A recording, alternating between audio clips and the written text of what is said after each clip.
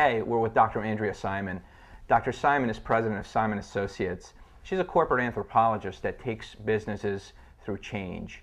Andi, welcome to Real Business. Thanks, Abe. It's a pleasure to be here. You know, Andi, you lecture around the country and around the world, and you speak with CEOs and different companies about how to look at new markets, how to open up new markets. So what do you talk about? How do you take these CEOs from thinking about the way they think about business to thinking about new markets? How do we do that? It's not easy. I mean, we know from our neuroscience research that the brain hates change. It feels like pain. So what we start with is an understanding of where people are today. And I often use the work that came out of W. Chan Kim and Renee Bourbon called Blue Ocean Strategy, because it's a very provocative way of beginning to open up some minds. But one of the things that the book does, and the way we approach it as an anthropologist, is that you have a culture today that worked really well. You often benchmark yourself against competitors. So that's one thing we have to start with. If you're just like your competitors or good or better than they are, then we really need to stop and think about that. The second thing is you define your market space in a particular way, and it's extremely bloody. Hence a red ocean, blue ocean. Because what you're doing is carving up a limited space and competing to see who can own it better. A zero-sum game. Some win, some don't. You won that loan, they didn't. But it's not a very compelling way to grow into new markets. And the third, you often count on your current customers to bring you more business. And so you understand them really well, but you're not looking outside of them. So in this wonderful world that we're now in, where everything is being redefined, the question is, how do I grow my business when I can't count on my customers, the old benchmarks may not work, and that red ocean is awfully bloody? What do I do? Yeah, so what's next? I mean, you know, you come up with an action plan. What do you do? How do you get these guys to think differently? It's a very interesting process, but what we do is we start with a visual awakening. As you and I are discussing this, it's really very nice, but you have to experience it. And so we use strategic canvases to help them actually begin to think about the industry that they're in and where they fit. And we start with even where they fit against their competitors. But if I could map out for you a picture, the brain science tells us, is worth 1,000 words.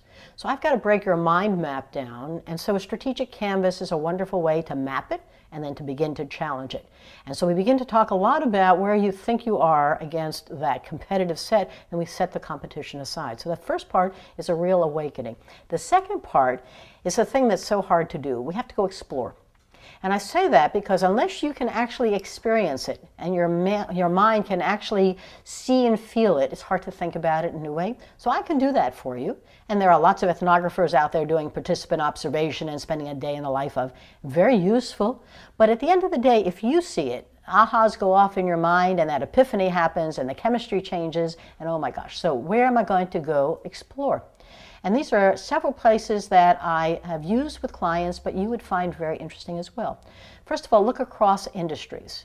I had a client who went to UPS to see what UPS could do for you and what they could do if they were UPS.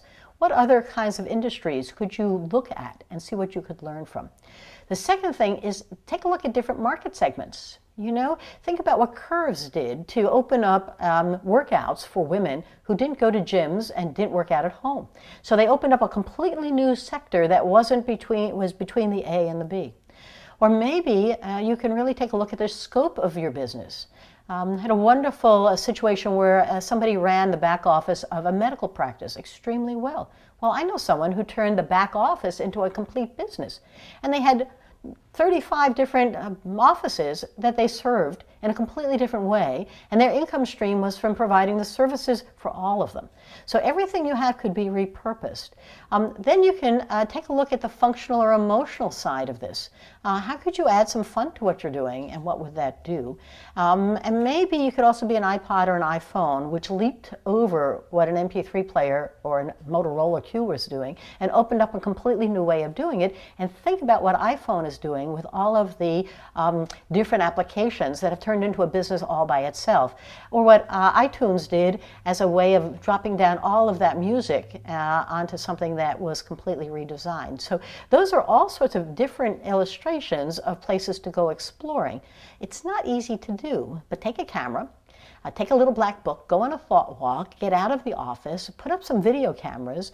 You need to open your mind to see both how your customer and how other people are doing the things that you think you do so well.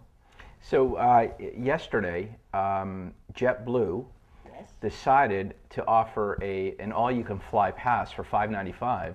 You could fly anywhere as often as you like. Is this their way of swimming in the blue ocean? Well, they're trying to open up to people who haven't thought about using their airplanes for short trips or different trips.